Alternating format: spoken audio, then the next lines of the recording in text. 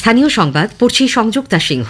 বিশেষ খবর, 2014 টেট উত্তীর্ণ 42,949 জন প্রার্থীর তালিকা 10 দিনের মধ্যে প্রকাশ করতে কলকাতা হাইকোর্ট প্রাথমিক শিক্ষা পর্ষদকে নির্দেশ দিয়েছে। রোগী বা তার নিকটাত্মীয়ের সম্মতি ছাড়া আইসিইউতে কোনো রোগীকে ভর্তি করা যাবে না বলে কেন্দ্রীয় স্বাস্থ্য মন্ত্রক নির্দেশিকা জারি করেছে। কেন্দ্রের সঙ্গে আলোচনার পর all India motor transport Congress ধর্মঘট তুলে নিলেও রাজ্যের বিভিন্ন জায়গায় পরিবহন ধর্মঘটের জেরে আজও বহু মানুষ দুর্ভোগে পড়েন। 100 দিনের কাজ প্রকল্পে বকেয়া পাওনার বিষয়টির মীমাংসা কেন্দ্র ও রাজ্যের দায়িত্বপ্রাপ্ত আধিকারিকরা করবেন বলে কেন্দ্রীয় গ্রামোন্নয়ন প্রতিমন্ত্রী জানিয়েছেন। শ্রী শ্রী মা শারদার 171তম জন্মতিথি আজ যথাযোগ্য মর্যাদায় বিপুল উৎসাহে পালিত হচ্ছে। মোহনবাগান সুপার জায়ান্টের চিফ কোচের পদ থেকে সরে দাঁড়িয়েছেন ফেরান্দো, দায়িত্ব নিচ্ছেন হাবাস। আসছি বিস্তারিত খবরে। 2014 টেট উত্তীর্ণ 42,949 জন প্রার্থীর প্যানেল 10 দিনের মধ্যে প্রকাশ করার জন্য প্রাথমিক শিক্ষা পর্ষদকে নির্দেশ দিয়েছে কলকাতা হাইকোর্ট। এই প্যানেল প্রকাশের দাবি জানিয়ে আলাদা মামলা করেন কিছু চাকরি প্রার্থী। সেই মামলায় আজ বিচারপতি অভিজিৎ গঙ্গোপাধ্যায় নির্দেশ দিয়েছেন 42,949 জন চাকরি প্রার্থীর প্যানেল আগামী 10 দিনের মধ্যে প্রকাশ করতে হবে। 15ই জানুয়ারি মামলার পরবর্তী শুনানি। উল্লেখ্য, 2014 সালের টেটের ভিত্তিতে 2016-এ ওই 42,949 জনকে চাকরি দেয় পর্ষদ। নিয়োগ প্রক্রিয়ায় অনিয়মের অভিযোগে কলকাতা হাইকোর্টে মামলা করেন একাধিক চাকরি প্রার্থী। নিয়োগপ্রাপ্তদের মধ্যে 32,000 প্রার্থী প্রশিক্ষিত নন বলে অভিযোগ ওঠে। তাদের চাকরি বাতিল করে দিয়েছিলেন বিচারপতি গঙ্গোপাধ্যায়। সেই নির্দেশের বিরুদ্ধে ডিভিশন বেঞ্চে যায় প্রাথমিক শিক্ষা পর্ষদ ও চাকরি হারানো শিক্ষকদের একাংশ।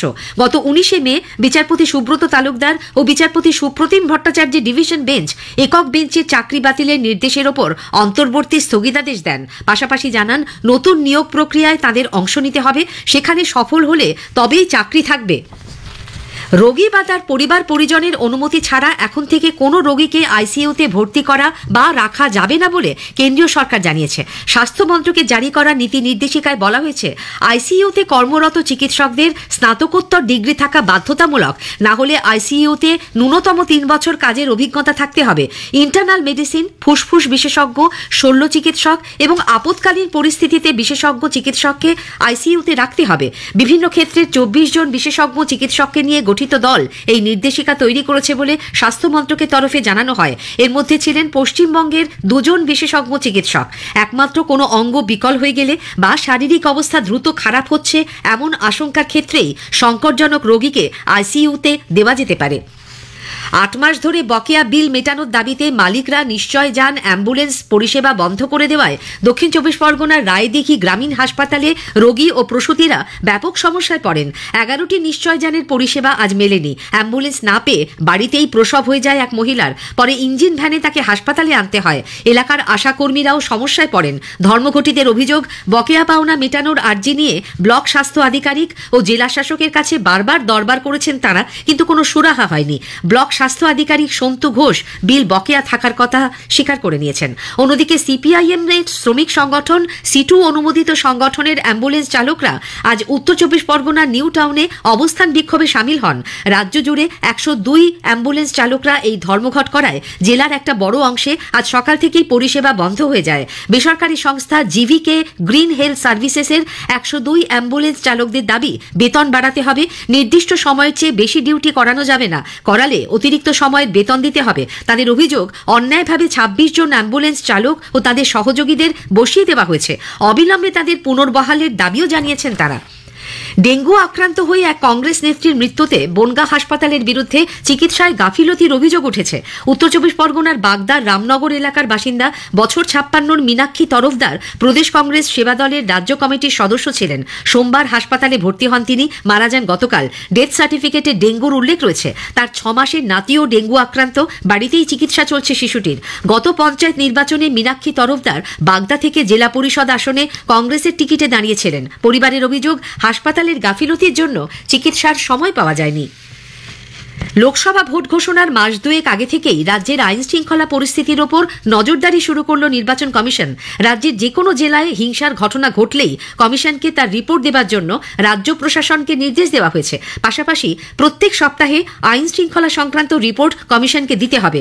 রাজ্যের মুখ্য নির্বাচনী আধিকারিক আরিজ আফতাব আজ দুপুরে বিভিন্ন জেলার জেলা শাসকদের সঙ্গে ভার্চুয়ালি বৈঠক করেন। সেই বৈঠকেই কমিশনের এই নির্দেশ জেলা শাসকদের জানিয়ে দেওয়া হয় বলে নির্বাচন দপ্তর সূত্রে খবর। স্থানীয় সংবাদ শুনছেন আকাশবাণী কলকাতা কেন্দ্র থেকে। যান চালকদের সঙ্গে আলোচনার পরই নতুন ভারতীয় ন্যায় সংহিতা কার্যকর করা হবে বলে কেন্দ্রের আশ্বাসের পর all India motor transport Congress গতরাতে ধর্মঘট তুলে নিলেও এ রাজ্যের বিভিন্ন জায়গায় আজও ট্রাক, ট্যাঙ্কার এবং বাস চালকরা বিক্ষোভে সামিল হন।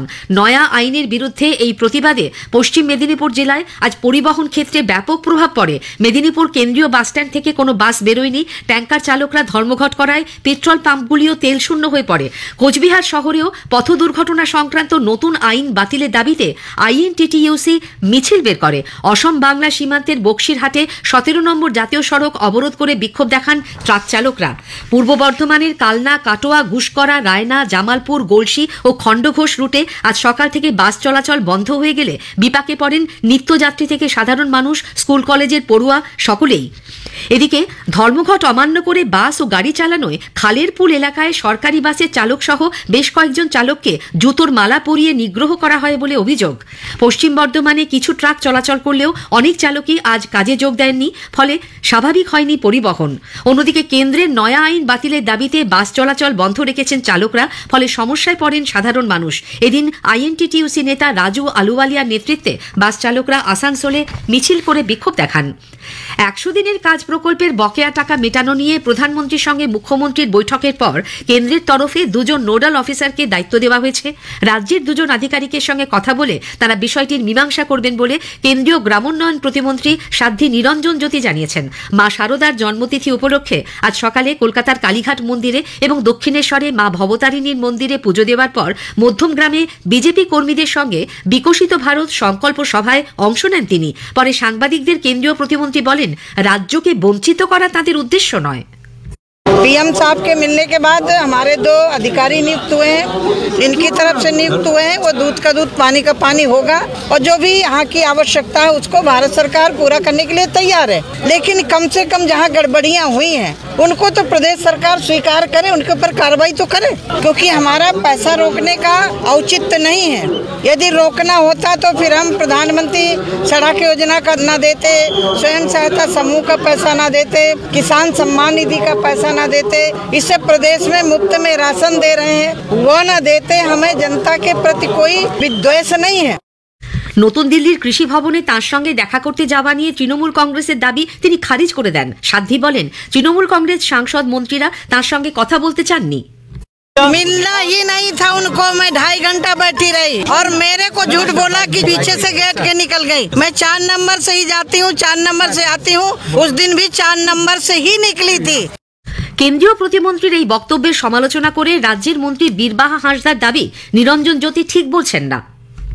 সেদিন দিল্লিতে সময় নিয়ে ওনার সাথে দেখা করতে যাওয়ার যে কমিটিটা ছিল তার মধ্যে আমিও ছিলাম। আমাদের সাথে দেখা করলেন না এবং আমাদেরকে 3 ঘন্টা 4 ঘন্টা বসিয়ে রাখলেন। আমরা এমএলএ এমপিরা শুধু নয়, আমাদের সাথে সদ্য সন্তানহারা বাবারাও ছিলেন, 100 দিনের বকেয়া টাকার যাদের বাকি ছিল সেই সব মানুষজনও ছিলেন। আমরা সেদিন সাক্ষী আছি, আপনার সেই নাটকের ঘটনার সঙ্গে জড়িয়ে আছি। আপনার যদি সাহস থাকে আপনি সামনাসামনি এসে আমাদের সাথে কথা বলুন। যথাযথ ধর্মীয় মর্যাদায় ও আচার অনুষ্ঠানের মধ্যে দিয়ে শ্রী শ্রী মা শারদার 171তম জন্মতিথি আজ সাড়ম্বরে পালিত হচ্ছে। উত্তর কলকাতার বাগবাজারে মায়ের বাড়িতে সকালে মঙ্গলারতির পর আয়োজন করা হয় বিশেষ পুজো পাঠ ও হোম যজ্ঞের। এক বর্ণাঢ্য শোভাযাত্রা মায়ের বাড়ি থেকে বেরিয়ে এলাকার বিভিন্ন পথ পরিক্রমা করে।